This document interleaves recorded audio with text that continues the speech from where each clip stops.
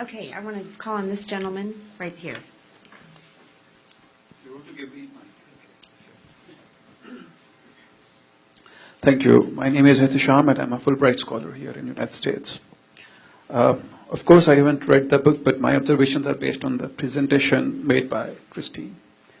Unfortunately, I found some of the, there is a lot to debate about, but I understand I am a participant only, I can make only use of limited time. I found some of the arguments were very selectively used, and only one side of the picture was presented. For example, a couple of examples. You said Kashmir, Pakistan has no legal basis on Kashmir. I don't understand what sort of legal basis should we have. You have mentioned about the UN resolution. You have mentioned that India went to a Security Council, and Security Council said that let the Kashmiris decide. Let us have a plebiscite there. So that's a legal basis. Go and ask the Kashmiris with whom they want to go. My second observation: yes, we had a beautiful lawn back there in our homeland, but it was late 1970s, at the peak of Cold War. Soviet Union just entered Afghanistan, and here was the CIA and the Americans. They went to Pakistan and Afghanistan, and fortunately, incidentally, they found an ally in the form of ISI or whatever, and they jointly created this jihad narrative. Kashmir is not the only thing which is behind those groups which you are calling the jihadis and terrorists. In fact, Kashmir has always been there.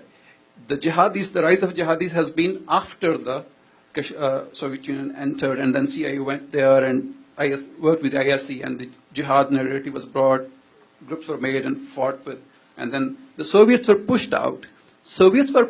And then US left Pakistan and Afghanistan in the lurch, and Afghanistan fell into the hands of the warlords. All right, so you need to read my book, because every single thing that you just said is fictional. Let's first begin with the UN Security Council Resolution 48. Sir, have you read it? Have you read? No.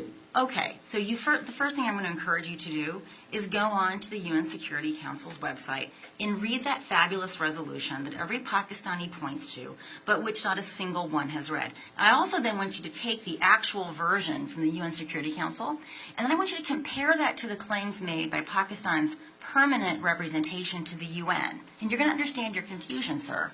So the resolution is actually very clear. There are 3 steps. They were sequential and they were conditional. The very first step was that Pakistan was supposed to demilitarize to the satisfaction of this UN body that was to be established.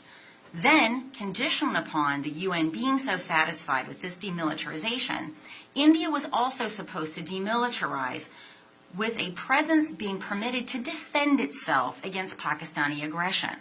The third, having both of those 2 steps taken place to the satisfaction in sequence to this preferences of the UN, then the plebiscite would be held. So all those Pakistanis that are so upset about the plebiscite that never happened, they have their own government to blame, because Pakistan never fulfilled the first necessary but insufficient condition. So I'm going to encourage you to actually read that before you ever make such a fool of yourself again by presenting it in public, right? So just do yourself a favor by reading the darn thing. Second, I want you to also learn a little bit about your country's Afghanistan policy. Sir, do you know that it was Zulfikar Ali Bhutto that began the ISI cell in Afghanistan? That in fact it was Zulfikar Ali Bhutto who began setting up what became the 7 Donkeys before the Soviet Union even crossed the Amu Darya. Did you know this, sir? No, I want you to answer my question. Did you know this, sir? No. Okay, so this idea that somehow the United States used Pakistan in some sort of some sort of effort to dispel the Soviets is completely an incorrect reading of your own history. Zulfikar Ali Bhutto, after King Zahir Shah was ousted, and Dowd came to power and began implementing pro-Soviet policies, driving the Islamists into Iran and Pakistan respectively, Zulfikar set up an ISI cell so that he could then use those disenchanted, disenfranchised Islamists to become vectors of Pakistan's policy in Afghanistan. Did you know that we first sanctioned Pakistan in April of 1979 because of advances made in its nuclear weapons program? If we were so interested in sucking them into our evil jihad designs, we sure did make that difficult for ourselves, because when the Soviets did finally cross in, we actually had to do a bunch of maneuvering to get a waiver. And did you know that the first monies did not go into Pakistan until 1982 because of that requirement to get a waiver? So before you go and you blame the United States for using and abusing poor Pakistan, you should familiarize yourself with your own history, because in fact Pakistan had been instrumentalizing Islamists long before the Americans even knew what an Islamist was. Now, going to your next point about the Americans just leaving Pakistan high and dry. Well, this comes to, and Steve Cohen is here. I'd like to hear him talk about this. Let's talk about the Pressler Amendment. Right? The Pressler Amendment was actually designed so that Pakistan could continue proliferating while we continued arming you, right? Because we'd first sanctioned you in April '79. Everyone understood the name of this game. When we withdrew in 1990, we withdrew.